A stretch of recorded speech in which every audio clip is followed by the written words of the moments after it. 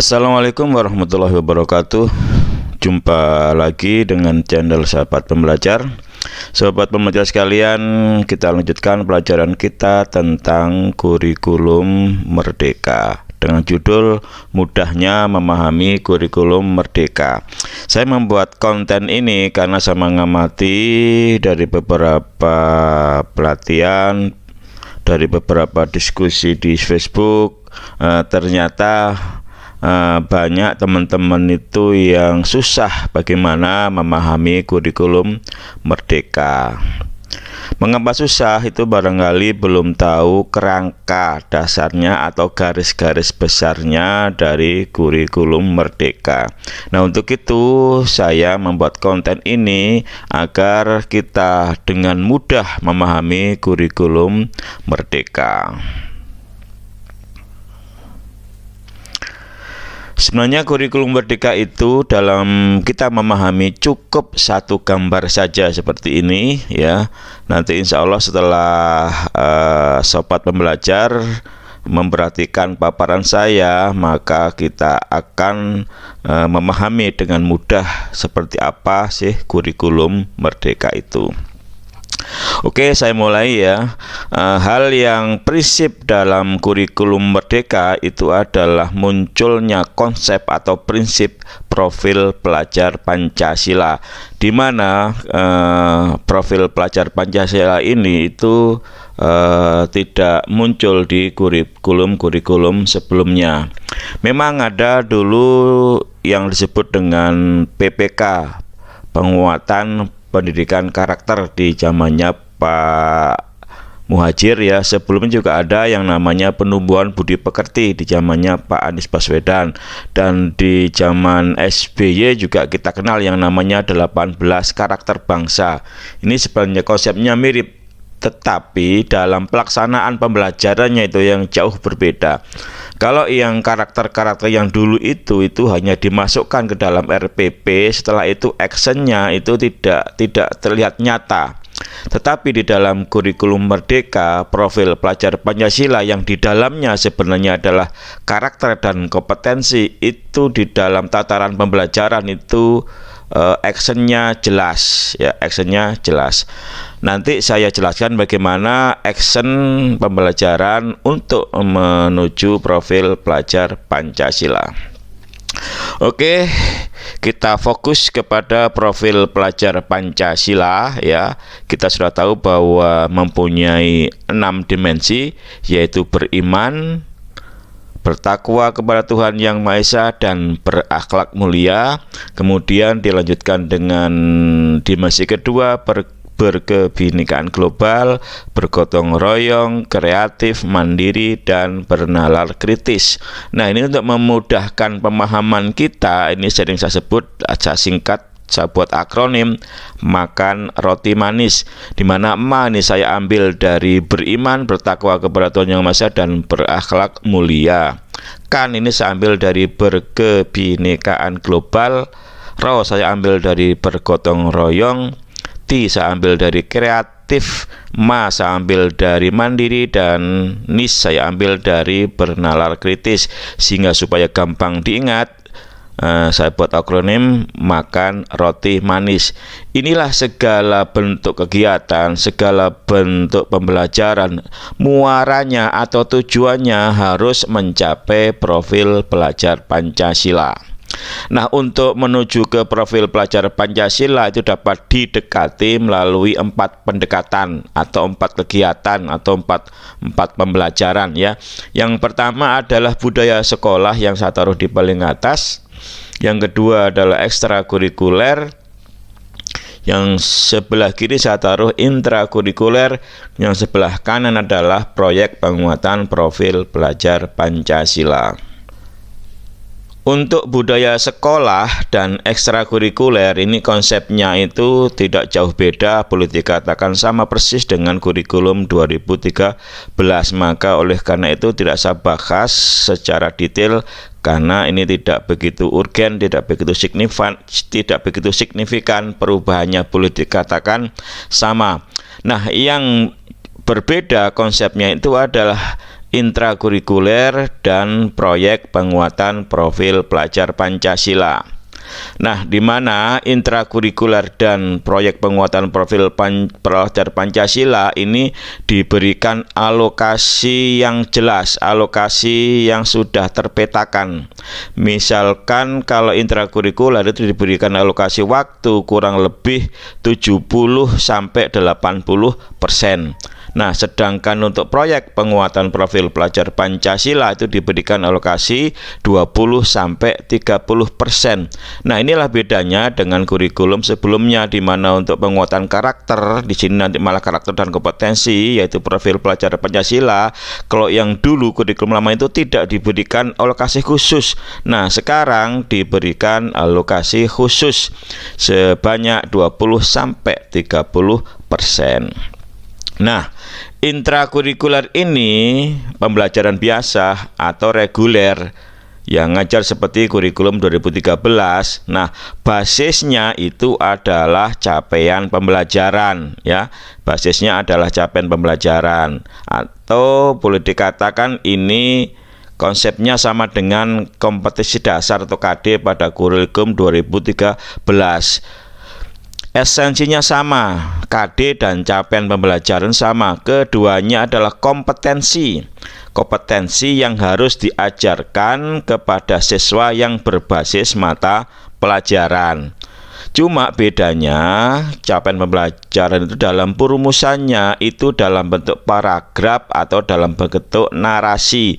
Beda dengan kompetensi dasar, bentuknya adalah rinci bernomor, tapi pada hakikatnya sama saja. Nanti capaian pembelajaran kalau kita rinci ya menjadi seperti KD nomor 1, nomor 2, nomor 3 dan seterusnya. Jadi pada prinsipnya capaian pembelajaran atau CP itu sama dengan KD pada kurikulum 2013.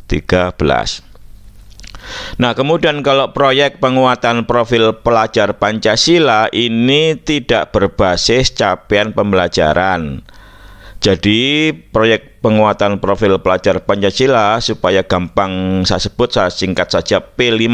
P5 ini sama sekali tidak untuk mencapai capaian pembelajaran, tetapi berdasarkan tema, ya. Jadi berdasarkan tema. Jadi saya tegaskan bahwa intrakurikuler berdasarkan CP atau capaian pembelajaran, tapi kalau P5 itu berdasarkan tema. Temanya seperti apa? Jangan khawatir, jangan bingung. Temanya itu sudah disediakan oleh pemerintah sebanyak 7 tema untuk selain SMK, sedangkan SMK itu ada 8 tema yang disediakan.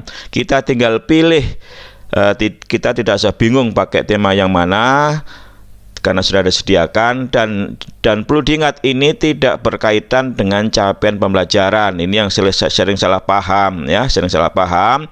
Pak, apa namanya proyek ini? Yang proyek seperti apa, maksudnya apa? Proyek berkaitan dengan fisika, proyek berkaitan dengan kimia atau STEM atau apa, itu tidak sama sekali seperti itu, karena ini tidak berkaitan dengan mata pelajaran, tidak berkaitan dengan CP, berkaitan dengan tema yang disediakan khusus oleh pemerintah, gitu ya. Temanya apa saja? Misalkan ada 7 ya, saya sebutkan. Pertama adalah kewirausahaan, yang kedua adalah kearifan lokal, kemudian ada juga tentang kehidupan berkelanjutan, ada suara demokrasi, ada bangun jiwa dan raga, ada juga berrekayasa dengan teknologi. Inilah tema-tema yang disediakan oleh pemerintah. Jadi saya tegaskan bahwa P5 itu berdasarkan tema, tidak berdasarkan capaian pembelajaran. Nah, kemudian sobat pembelajar sekalian, ya, jangan khawatir nanti bagaimana kita mendapatkan tema. Ini sudah ada panduannya, yaitu panduan proyek penguatan profil pelajar Pancasila, gitu ya. Kemudian untuk untuk intrakurikuler itu juga tidak usah khawatir, ada panduannya, yaitu panduan pembelajaran dan asesmen gitu ya. Nanti bagaimana kalau kita masih kesulitan? Jangan khawatir juga, nanti ada contoh-contohnya dokumen-dokumen yang disediakan oleh Kemendikbudristek. Oke, saya lanjut ya. Nah, profil pelajar Pancasila ini dokumennya itu ditetapkan oleh keputusan Kepala BSKAP nomor 009/KR/KR/2022 ya. Apa itu BSKAP? Badan Standar Kurikulum Asesmen Pendidikan ya.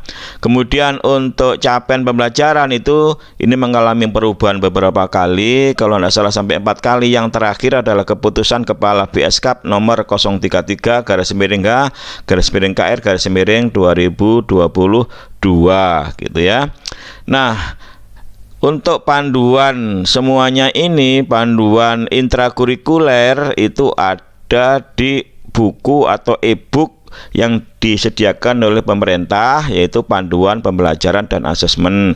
Kemudian untuk proyek, ada panduannya adalah panduan proyek penguatan profil pelajar Pancasila.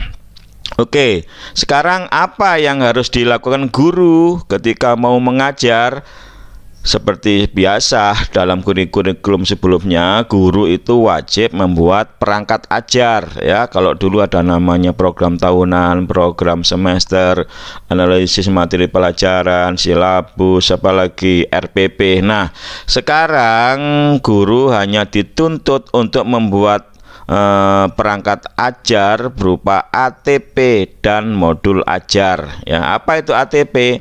ATP itu ada alur dan tujuan pembelajaran. Nah, capaian tadi itu kan dalam bentuk kompetensi yang masih global, belum rinci, maka CP ini perlu dijabarkan menjadi tujuan-tujuan pembelajaran. Setelah dijabarkan menjadi tujuan-tujuan, diurutkan mana yang disampaikan pertama, mana disampaikan kedua, mana disampaikan yang terakhir. Itulah yang disebut dengan alur tujuan pembelajaran. Nah, bagaimana dibentuknya? Jangan khawatir, itu ada contohnya.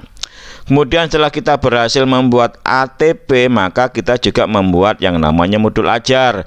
Modul ajar itu tidak usah bingung, tidak usah merasa susah. Modul ajar itu sebenarnya adalah RPP.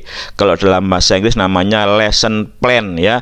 Jadi yang namanya RPP ya tentu di sana ada komponen minimal, yaitu tujuan pembelajaran, kemudian langkah-langkah pembelajaran, dan asesmen minimal 3 komponen. Boleh tidak lebih ya? Tentu boleh, itu namanya komponen minimal gitu ya. Kemudian untuk yang proyek penguatan profil pelajar Pancasila itu berdasarkan tema. Dari tema yang dipilih nanti dibuat namanya modul proyek. Modul proyek ini ya seperti modul ajar ya, tetapi pembelajarannya bukan intra. Pembelajarannya ada proyek, namanya modul proyek. Nanti ini berupa perencanaan pembelajaran. Tentu di sana ya ada tujuannya seperti apa gitu kan, langkah-langkahnya seperti apa, pengukuran seperti apa, mirip dengan modul ajar atau mirip dengan RPP gitu. Nah, kemudian Bapak sekalian, dari gambar ini sebenarnya tidak banyak dokumen sebagai acuan Bapak Ibu untuk melaksanakan kurikulum Merdeka. Cukup Bapak Ibu pegang yang namanya dokumen profil pelajar Pancasila berdasarkan BSKAP 009. Ini untuk proyek atau untuk P5. Untuk intrakurikuler, Bapak Ibu cukup pelajari dokumen capaian pembelajaran yang diputuskan oleh Kepala BSKAP 003 gitu kan. Kemudian Bapak Ibu nanti bagaimana membuat ATP, baca panduan dan panduan pembelajaran dan asesmen. Bagaimana melaksanakan P5, baca panduan proyek penguatan profil pelajar Pancasila. Masih bingung? Jangan khawatir, semua ini ada contohnya gitu ya. Semua ada contohnya. Jadi Bapak Ibu secara garis besar dokumennya cuma 4 yang Bapak Ibu butuhkan ya.